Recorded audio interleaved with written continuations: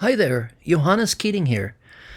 The issue of getting into shoes or unconscious reenactments is getting a fair bit of attention in our community, and I think that's a good thing.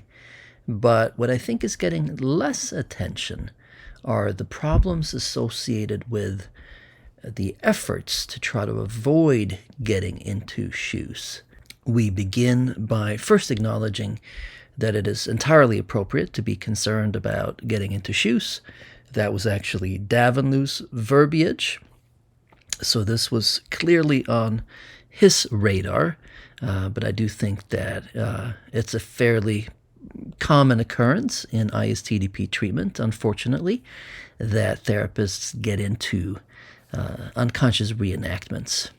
Whether it's particularly common in ISTDP as opposed to other forms of therapy, I don't know. If I had to guess, I would say probably so. At any rate, the issue is that at best, if we get into these entanglements, then it can simply render a course of treatment ineffective. But at worst, it can be re-traumatizing for patients. So the good people that are concerned about this have very good reason to be concerned. In my opinion, the best preventative measure is to avoid mobilizing resistance, particularly resistance in the service of self-sabotage and self-defeat, without a sufficiently strong conscious and unconscious therapeutic alliance as counterweight. Davinlu referred to this as rousing the sleeping dogs of the superego. We do not want to go for mobilization and then rouse those sleeping dogs without the conscious and unconscious alliance to balance things out. Now, to the other side of the equation, though, which has to do with the problems associated with trying to avoid getting into shoes. Consider that a more passive therapeutic stance is just as likely to get you into shoes. Consider that a certain amount of getting into shoes is inevitable, and it is really only a problem if it's not properly handled. Consider that reflexive assumptions about shoes are somewhat meaningless without knowledge of whose shoes you could be stepping into and why. In other words, without knowing much about the patient's history, we are just guessing.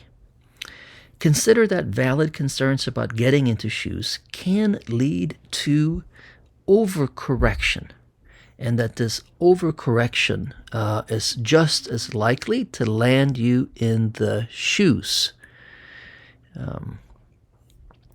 Now, this takes us to what I call shoe hysterics, a mistake involving overcorrection.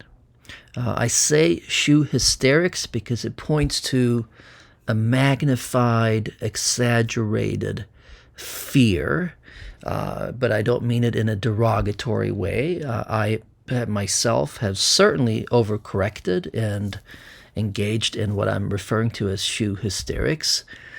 So this is not a dig at anyone in particular. It's simply a colorful way of describing what I'm trying to get at here. So shoe hysterics often leads to assuming that enactments are occurring, but without sufficient evidence.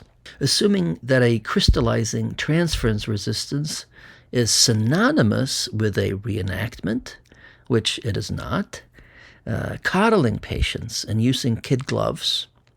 Colluding with defenses and avoidances, especially regressive defenses. Modeling indirect forms of relating.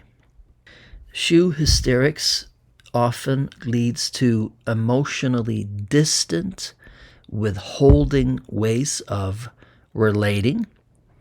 Failure to instill trust in the patient on account of not calling a spade, an overly cautious approach where fear of getting into shoes prevents real engagement and working at the patient's highest capacity. And then lastly, failure to inject sufficient energy and mobilization of the unconscious, resulting in insufficient UTA activation. So again, none of this, none of the concerns about the problems associated with trying to avoid getting into shoes, none of that negates or cancels out the very valid concern about unconscious reenactments and getting into the shoes. So this is not a zero-sum game. This is about an invitation to look at both.